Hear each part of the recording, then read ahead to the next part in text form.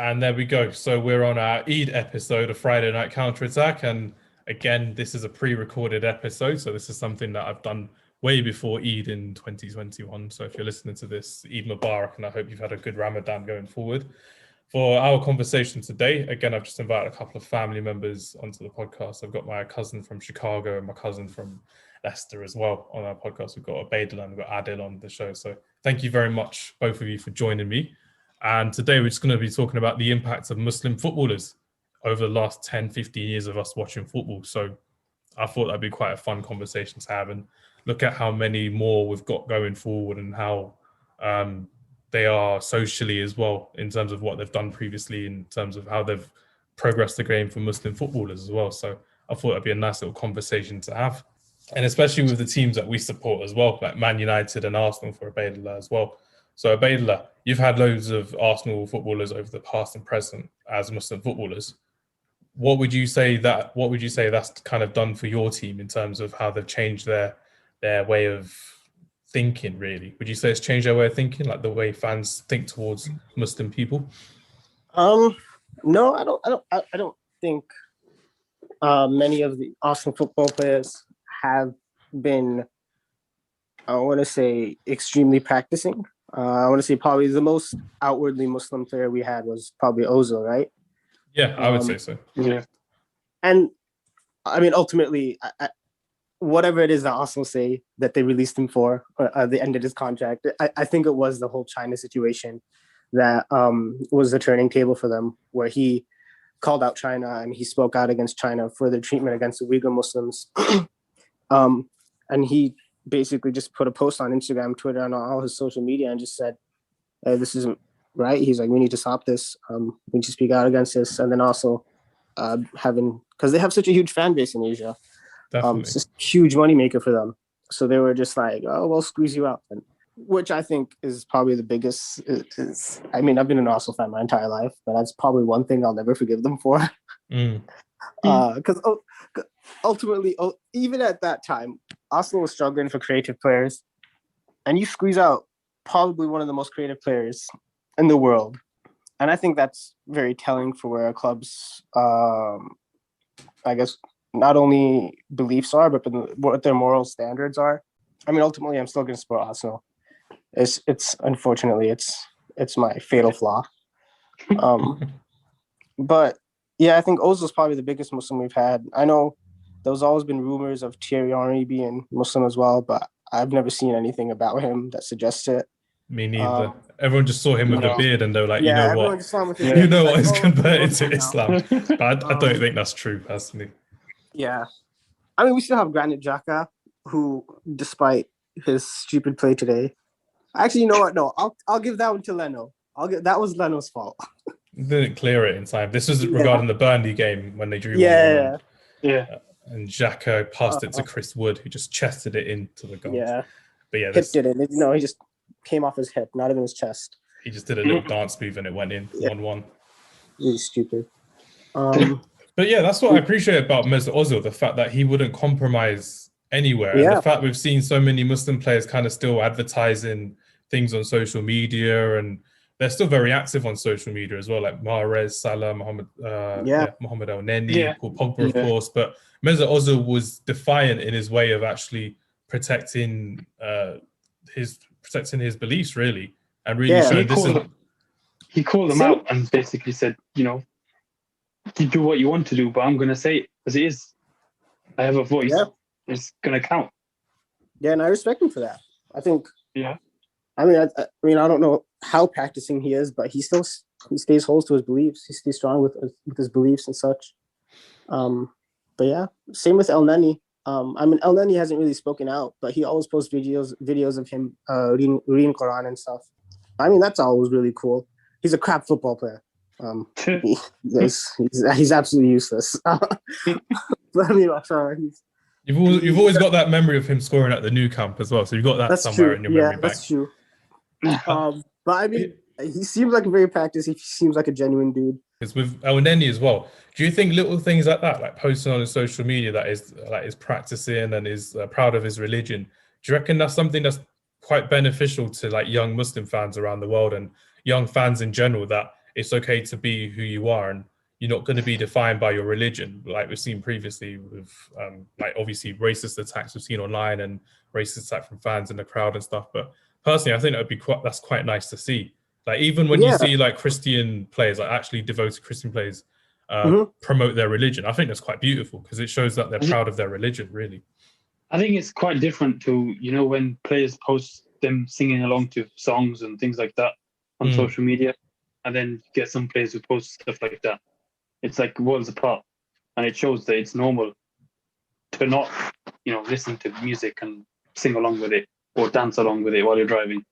Definitely. And I think one that does both is Paul Pogba as well. With Paul Pogba, you'll see him every Friday posting and talking about Jummah and the importance of his religion, but you'll still see him doing like Pepsi adverts every now and then and dancing with Jadon Sancho just like the adverts and stuff. And that's who he is, really. He enjoys music. He enjoys obviously just the fact that he's a Muslim, and he'll go to Hajj and Umrah every now and then, which is brilliant because you'll see him go every off season or every other off season, which is brilliant to see. And that's something that I quite love as well. The fact that with a black Muslim footballer at the time, there's so many of them at the time, but Paul Pogba and N'Golo Kante and Mane, for me, brilliant players, and they've been brilliant players in the league for God knows how long, but they're kind of promoting Islam in a positive light as well. Like you were saying, Ubaidullah with Sadio Mane, it's such a down-to-earth Muslim footballer as well, that he'll still be humble, still talk to people normally.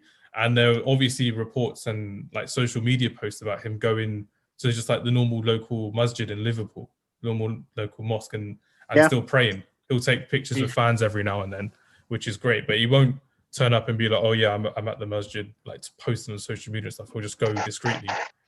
And if you guys remember, there's that time when N'Golo Kante went to a fan's house after a game, after he went to a masjid. I saw that.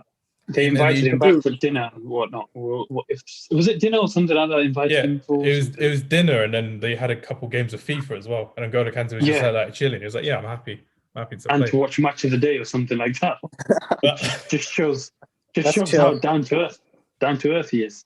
Yeah, and that was brilliant as well, because it just shows that these are footballers that make so much, like X amount of money. They're known worldwide to millions and loved by millions, but they'll happily just keep to their religion, they'll keep to their beliefs, and they'll keep to their principles, and they'll still be generous with their neighbors, and they'll still be generous, like figuratively, neighbors as well. But you kind of get what I mean, that they're literally just there to carry on with their game and still come up with from their humble well-beings as well, which is, for me, I love that personally. I love when you see little posts on social media about that. And that's kind of where I'm going with this conversation with you, the fact that the impacts of social media and the impacts of what people see about these players, like Paul Pogba will always have haters, and Salah will always have haters for like diving or whatever, but they always want to practice and promote their religion in the best way. Mohamed Salah, not so much. I mean, that post about him celebrating Christmas. Yeah, I can't support that. I can't support that. But I think the impact that Salah and Mane had in Liverpool, it's like he changed the perspective of Muslims in Liverpool. When they both came, they started being their best players. They came up with songs about them. Didn't hate crimes in Liverpool against Muslims drop? Yeah, it did. It kind of stopped massively, because of those two. They came up with songs about wanting to be a Muslim as well. Yeah, it's like "Take Me to the Masjid" or something like that. I forgot. Something like that. Exactly. So they kind of changed their perspective on how they look at Muslims and how they view them as well. Because when we were growing up as kids, the only two Muslims I really knew about was Fredi Kanoute for West Ham and Sevilla, and Zinedine Zidane. Yeah, excuse me. Zidane as well. He wasn't like. Yeah, he wasn't outgoing. A Muslim, was he? Yeah. No, that's what I'm saying. Like, sorry, carry on. He'd never show it. To the public, but social media wasn't really a thing back then. But even then, like on the pitch, you'd barely see anything about him. Like, how Salah and Mane do the celebration when obviously they're bowing and what. Yeah. But with Zidane, you'd never see that. You may have seen a dua or something before, but you would never really know, because like Christian players do that and other religious players do that as well. Yeah. And that was the same with Kanoute. You'd see it, and that's why it's like a big kind of cult hero for me when he was like growing up in the Premier League, and you see him like coming onto the pitch, and how Christian players do their ritual when they walk on the cross. Kanoute would always like praise himself, and that's something that as kids when we were growing up, we were like, oh wow, there's a Muslim footballer for West Ham United in the Premier League, and that was amazing for me to see personally. And I remember like everyone in our family and a couple of our cousins saying, oh, Zidane's a Muslim as well, but I'm like, I can't believe it, because you wouldn't see it, you wouldn't understand it properly. But that's what I'm really happy about, the benefits of social media from these players at the moment. Because like you were saying about it, the fact you can see people posting about like it's Jummah or they're praying at the moment. It's little things that people can learn and aspire to kind of follow in a way, which is brilliant. It's a really good influence, I'd say. The other one I was going to say we were talking about is Frank Ribery as well. So Frank Ribery, as we've seen previously, there's that clip of him after they won the Bundesliga title. And I think it was David Alaba that was chasing him around with big jug of beer. Yeah. And he just kept running away. He's like, no, I'm a Muslim. I can't have this on me. But he still got sprayed annoyingly, which was awkward to see. Yeah. But that was quite nice for us to kind of see growing up as well, the career of Frank Ribery from Galatasaray in France and Bayern Munich.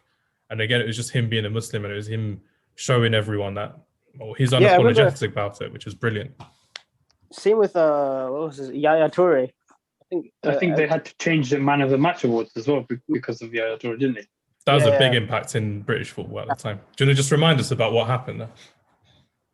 If I remember correctly, I think they used to serve a bottle of champagne or wine with the Man of the Match award.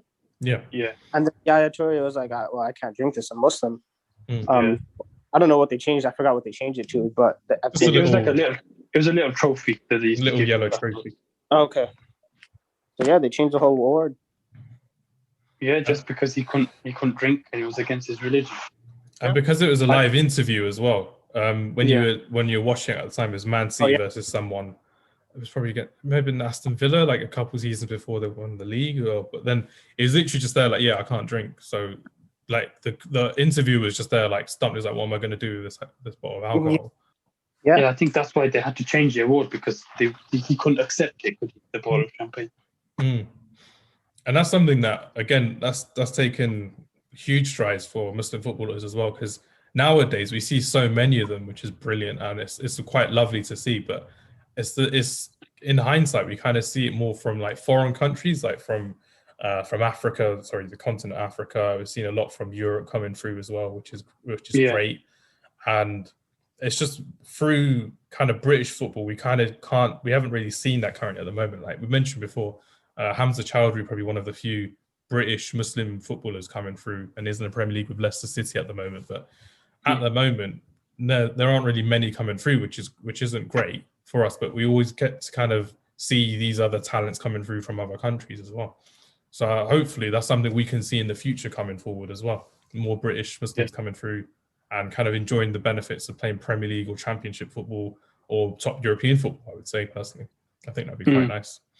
It's good that there's such a big foreign influence, but you'd like to see more of a British influence of Muslim players in the Premier League. Foreign, we have a huge influence of foreign Muslim players. I mean, from everywhere basically. It's not just France or Germany or I don't know, Algeria, places Egypt. like that. But there's like many different countries they come from. And are you seeing the one that? thing I'd like to see is the British influence increase. Because the impact that player would have such a positive impact on like the young generation coming up. And I keep saying that, but that's literally why we're kind of talking about British footballers and British Muslim footballers coming through, because they'd have such a big impact on literally just players coming through and following inspirations. And if you've seen, Abede, you probably won't know, but like in cricket on our side over the pond, we've got two really big English cricketers, Moeen Ali and Adil Rashid, who are World Cup winners. So I'm not sure in terms of on your side of the pond in like American football or basketball or hockey or any other American sports. Have you got anyone like that? Kind of like an American sportsman who's a Muslim, who's like born and bred in the States? You have a couple, but they're not born Muslims. Most of them are converts. Oh, okay. So you had a basketball player from the 90s, Mahmoud Abdul. I mean, he was a great basketball player. Who did he play for? I can't remember who he played for. But maybe in the Rockets, Houston, some West Coast team, I think. but he's another one who was his career was he was more or less blackballed by the NBA because he wouldn't stand for the Pledge of Allegiance, the national anthem. Oh, okay. So he was the OG Colin Kaepernick. Mm. But now most of his work is throughout the Muslim community, throughout the country, is just he gives talks and stuff like that. I listened to him once at a university near my school. He's a decent, he's a good guy, still super quick. I mean, when you look at him, you're like, this guy's an athlete. Did you play against him? Did you get did you get to face him? It was funny. I didn't get to play against him or anything like that, but just his movements, he was basically doing basketball, he was doing crossovers without a ball and stuff like that. He was just trying to, he was talking and he was just giving an example of something, and you look at his movements and you're like, that's insanely quick.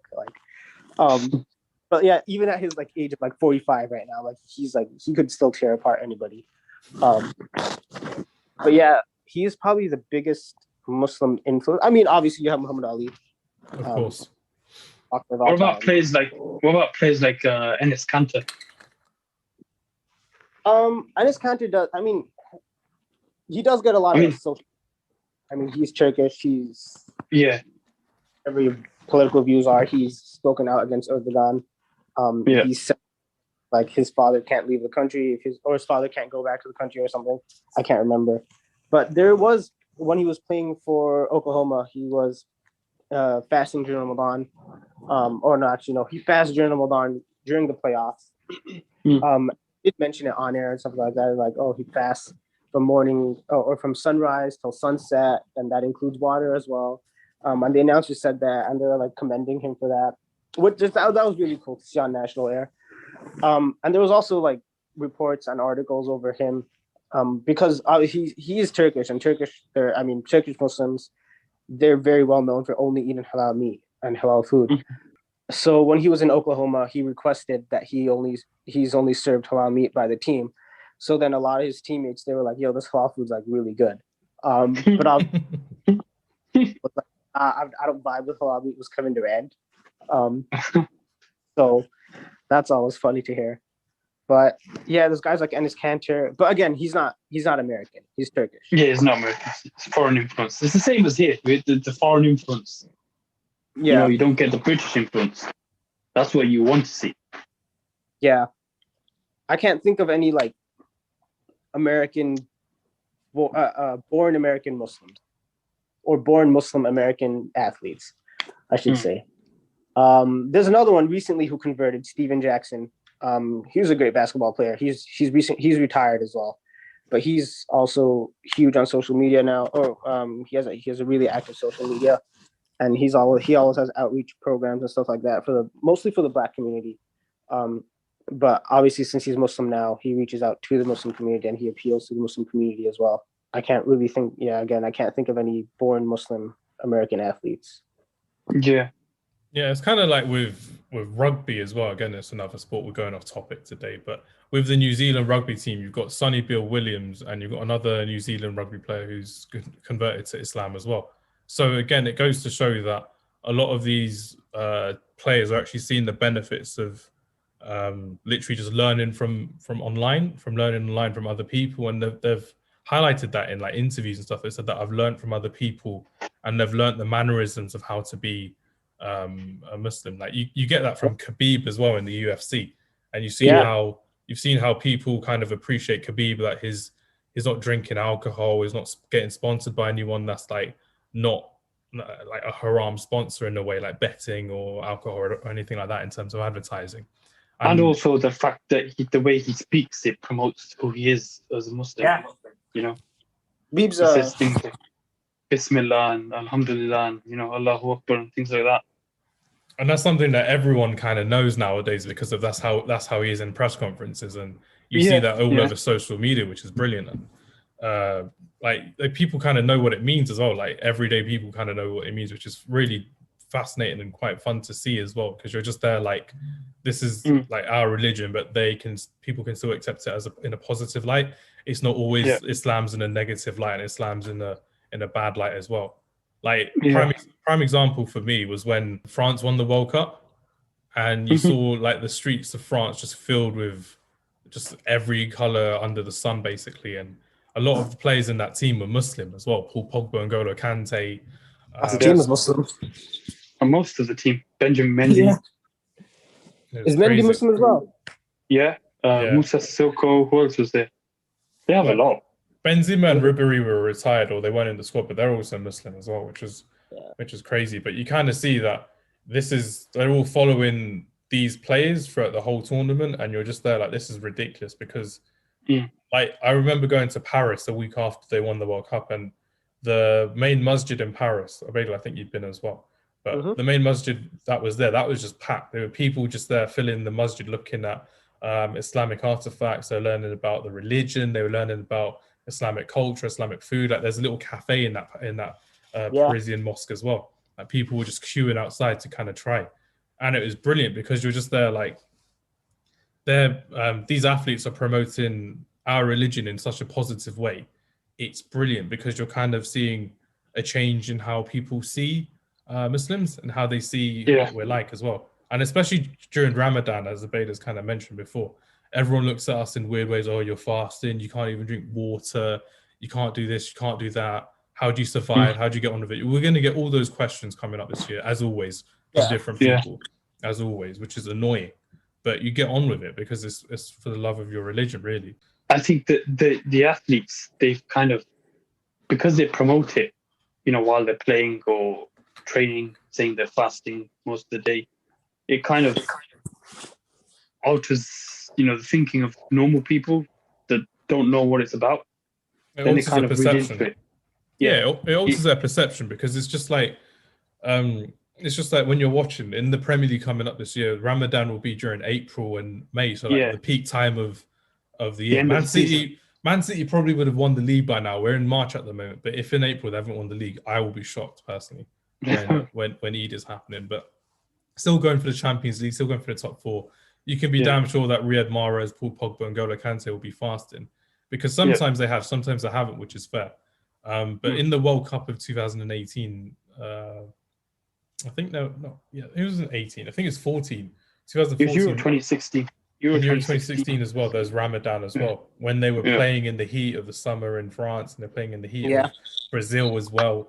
And it goes to show the commitment to their religion, that they're not going to compromise 90 minutes of football because of their religion. And if anything, a lot of them have said fasting have made me stronger mentally, and I've been more prepared for the games and stuff. And I thought that was beautiful to hear personally.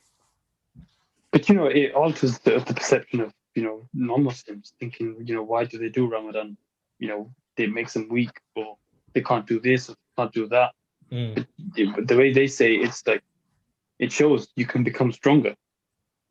They see it, fasting. Yeah, they think of it as a detriment. Like one of my friends, I'll shout him out on this podcast. I'm not going to listen, but one of my friends, Toby, did a fast last year. So he's a Christian man, and he did a fast for once or twice last year, probably more than that. I apologize if I got it wrong, but he was like, I understand what you go through on a daily basis for 30 days during Ramadan, and it's ridiculous how you get through it.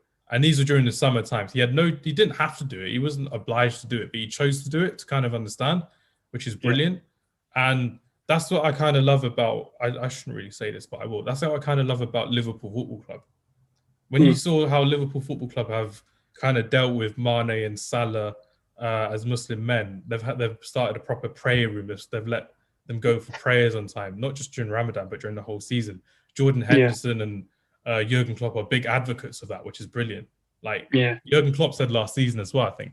He was saying that, they're always allowed to go for prayer on time. We understand that it's their religion, that the boys have to follow their religion, but they're here as footballers, but they follow their religion, which is brilliant. And Henderson, I remember him saying that, we love that the boys are teaching us about it as well, which is great to see. And even their title celebration was like kind of influenced, where they didn't have any champagne. When they lifted the trophy, it came after when Mane and Salah weren't there. That's a good separate away. I remember that. Yeah, I remember that happening. Like it's like they got to celebrate properly as a team, and then when they wanted to use the champagne, it's like Robertson and Milner or whoever was spraying it, Mane and Salah were away, which was brilliant to see. And I Mm. quite love that as well, personally. Arsenal kind of really haven't had anything to celebrate recently as well with Mesut Ozil, because he No. was out of the squad. So I think, even in the FA Cup team, he was out of the squad, wasn't he, when you won the FA Cup last season? Last season, yeah, but the 3 before that, he was in the squad. But he, like I said, I mean, props to him for like always standing up for his beliefs and stuff. But I don't think he's very practicing in a strict sense of the word. Do you reckon that more players should have kind of backed Mesut Ozil there? Do you reckon they kind of still should have supported him in a way, or do you reckon it was more because they wanted to protect their image and their identity? Do you reckon that was the right call to kind of just steer away from it? I guess if the club doesn't really back Ozil, then why the other players would, they'd be like the other players. I don't think the other players had the opportunity to back him. Yeah. If it was a media thing, then I think all the players probably would have backed him. But given that it was from the club, I don't think the players were given the opportunity. I think many of the players, even if they wanted to, at the end of the day, it also would have just been like, you can't say that. It's a human tragedy that's going on, and they're just like, yeah, we don't want you at the football club for Mesut Ozil. So it was just the fact that Arteta didn't really speak well. Personally, he's like, oh yeah, he's out for footballing reasons, when everyone knew. Most people who are aware of the situation knew. I mean, that Arteta couldn't do anything, right? I mean, Arteta played with Ozil. He knows how good he is, right? He knows he has the quality to turn any Premier League game if he wants. I mean, to say like, ability. Yeah, to say that Ozil is just not fit to play in the squad, or he's not, he doesn't have enough quality to play in the squad. He's not what we're looking for. When clearly what you need someone like Ozil, it's very telling for what. I mean, it puts Arteta in a situation where the board and whoever it is, the executives, if they're saying no, we can't let you play him because of his comments. I mean, Arteta can't do much, right? I mean, it's his first managerial job. He's not going to do much about it. Yeah, he could only have done what he could have done, really. He did almost the best he could have done. He just could have really, he should have really been honest, personally. I was going to add something to the impact of Muslim footballers on society in Britain. Yeah, go for it. I'll edit that. Now, compared to what it was in, say, the 70s or 80s, when they used to have xenophobic chants on the terraces, about people of colour going back home, you don't belong here, and compare it to how it's changed now with Salah and Mane, for example, in Liverpool.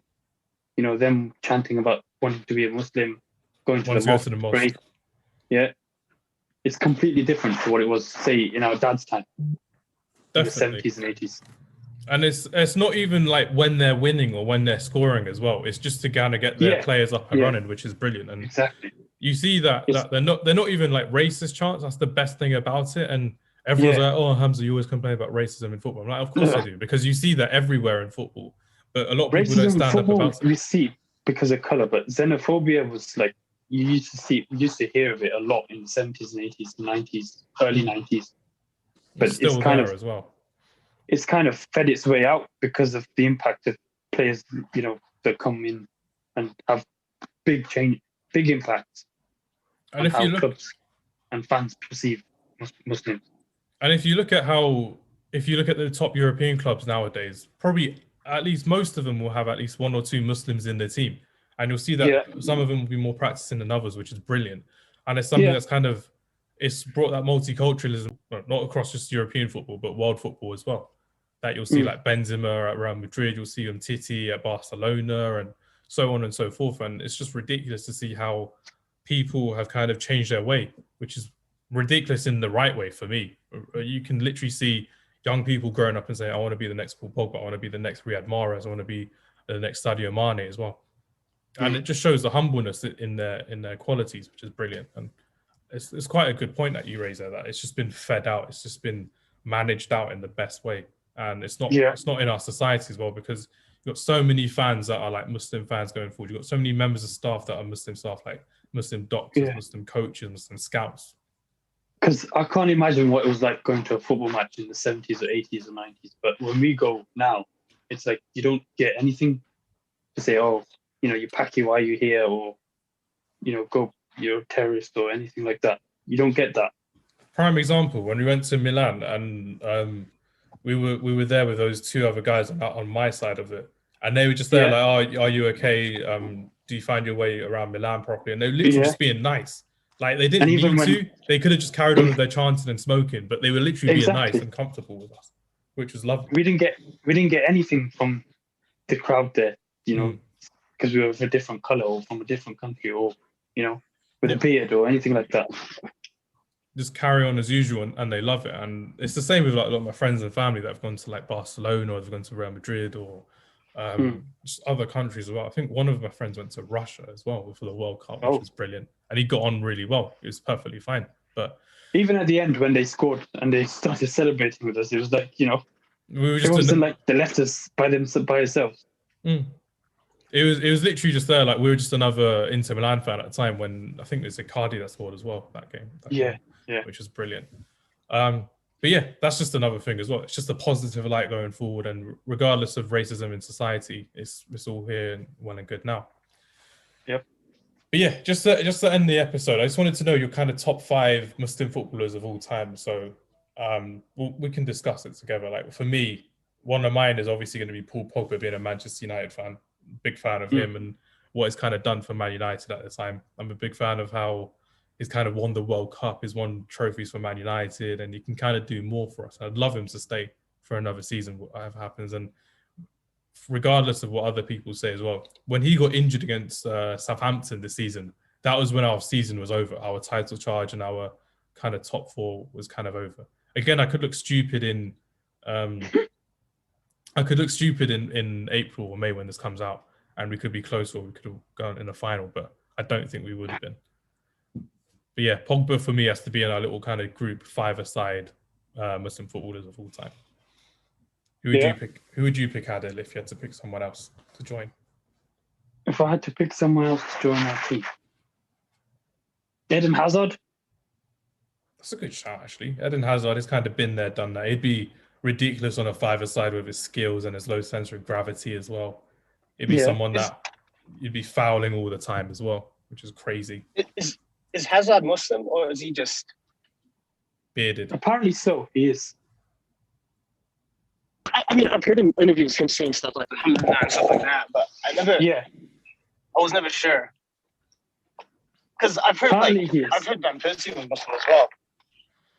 Van Persie's married to a Muslim woman. Yeah, he's married to a Muslim. But I'm not sure but if he actually is. I don't think he is one. I mean, if he's married to a Muslim and he's not Muslim, it's kind of sus. Yeah. But it depends. Are we looking just Premier League players, ex-Premier League players, or are we looking Europe as well? Anyone's good. I'm happy. Anyone in Europe. Anyone in world football that's represented a football team of any kind, it's perfectly fine. I can't really think of many Muslim footballers that have been goalkeepers. I know Begovic is one. That's what I'm thinking of. Which goalkeepers do we have? Begovic from Bosnia, Dzeko from Bosnia, Pjanic as well. What about Handanovic? Is he Muslim? Is Sami Handanovic? Yeah, that's what I was going to ask. Is Sami Handanovic a Muslim? I think so. Because we could put him as a goalkeeper. I'd go with him over Begovic. Yeah. I was a big fan of Begovic as well when he was at Bournemouth and Chelsea, but Handanovic is just a better goalkeeper, Inter Milan keeper. Handanovic is a top goalkeeper. Quality keeper, personally. So yeah, got Handanovic, got Paul Pogba. And then as a defender, you'd have someone like Koulibaly or Mehdi Benatia. You could technically put like Yaya Toure there, but probably. He'd be a decent... Not exactly like a defender. In a 5-a-side, I'd have Toure in midfield. I've put Pogba there as well. So you put Pogba in midfield. Do you put Pogba and Yaya Toure together? Or do you put someone kind of like Pjanic? You could put them both. Because Pogba can do what Pjanic does. And so can Yaya Toure. But then we've got Mesut Ozil as well, don't we? Mesut Ozil in his prime, he was a different animal. Prime Ozil is just... He was filthy. He was literally just like... I will never forgive Olivier Giroud. As a neutral, I'll never forgive Olivier Giroud for messing up his assist record that season when you were close to winning the league. That was Ozil would have had about 35 assists that season if Giroud was... Imagine Ozil, Henry. Oh, my God. Oh my god, Ozil. You had Walcott to play with as well, which was awful. If you had a better striker, I think he would have got way more. But even that year, Sanchez was Sanchez's best year. Yeah, Sanchez and Ozil could only do what they have done, because I think you were 3-4 game weeks away from winning the league, and then it kind of just got capitulated over time, which wasn't great. Yeah, it wasn't fun. I remember after that Leicester game when we won 2-1, I was like, well, where did the league? That Danny Welbeck last minute header. Oh my god, I remember. Oh my god. My dad and I was jumping. We woke up the whole house. Obviously, over here it was like 7 a.m. over here. That's why. It was an early kickoff in England as well. Yeah, so that's why it was early for you as well. But yeah, with us for that season, I remember when we beat you 3-2 and Marcus Rashford scored 2. That was kind of when we were like, yes, we're kind of ruining Arsenal's pedigree at the moment for the title. That was a fun part of the season. Do we pick Sadio Mane or do we pick Frank Ribery in the team? But who'd you go for, Sadio Mane or Mo Salah? I go for Mane any day of the week. I'd go Mane over Salah any day. I know Salah scores more, in a five-a-side. I know Salah scores so many more goals, but Mane was. What about Mahrez? Mahrez is one of the most underrated Premier League players ever. Yeah, I'd go Mahrez. Technically, you've already picked Eden Hazard, haven't you? So we've got our left side sorted. So we got. I mean, Mahrez plays on the right. You put Mahrez on the right. Plays right. So we've got Mahrez on the right. You've got Hazard on the left. You've got Yaya Toure and Paul Pogba. But who would you take? Would you take Mane or would you take Hazard? Or do we take out Handanovic out of goal and we put someone else in, like another outfield player? A rush goalkeeper. Like Ozil. Like we've got Ozil, Yaya Toure, Paul Pogba, Hazard, and but they'd all be useless in goal. Yeah, but it's like a rush goalkeeper, isn't it? So you could put like Yaya Toure there. He could just like save it with his long legs, basically. We won't have a very good goalkeeper. Yeah, but look at the goals out. That's literally like a midfield 5 that we've got there. Pogba, Yaya Toure, Ozil, Mahrez, and Hazard. That's even if you look at the Premier League in the last 10 years, that would be a quality midfield to have going forward. Yeah. So then now we're just saying midfield 5s, aren't we? What about a striker? Edin Dzeko. Could easily put Mohamed Salah there. Fredi Kanoute. Benzema's a good shout as well. But then we've gone past 5. Let's make it 6 then. Let's make it 6. You go for a 6-a-side. We'll go 6-a-side. We'll add another number because there's so many to choose from as well. Defenders were just forgotten, like Kolasinac or Benatia or Mendy. We don't need defenders. We don't need defenders in a 5-a-side or a 6-a-side. I don't know who else you could pick. You could put Koulibaly in there if you want a defender. No 5-a-side is getting past that 5 midfield that we have already, which is ridiculous. Were you not kidding about the Super? Sorry, say that again? Benzema's got to be, right? As our striker. I think so. So we've got Yaya Toure, Paul Pogba at the heart of midfield. Then we've got Ozil, Mahrez, Hazard. Mahrez over Mane. Salah's not there. And Karim Benzema as our main striker. Yeah. I'm happy with that. That's a good team. I can agree with that. That's a fun team. I might just like get like FIFA 15 out of somewhere and just like put all of these in the team when they're all at their put peak. them all together. Put them all together and just be like, oh, this is amazing. This is sick. If only FIFA 21 had that feature on Volta where you can actually customize what teams you have. You have that on NBA, but you don't have that on Volta on FIFA. It's very boring. You have to be with the same teams. I've never played Volta, but I'll take the word for it. It's quite boring to be fair. You need to play against someone on Volta, otherwise you're just okay. It's like 2v2 pickup on NBA available. That's kind of what it's like. Okay. But yeah, I'd say that's a good way to end the podcast. So yeah, thank you very much for listening. Hope everyone's had a good Eid. Thank you both for joining the call, and we'll speak to you soon. Take care. Eid Mubarak.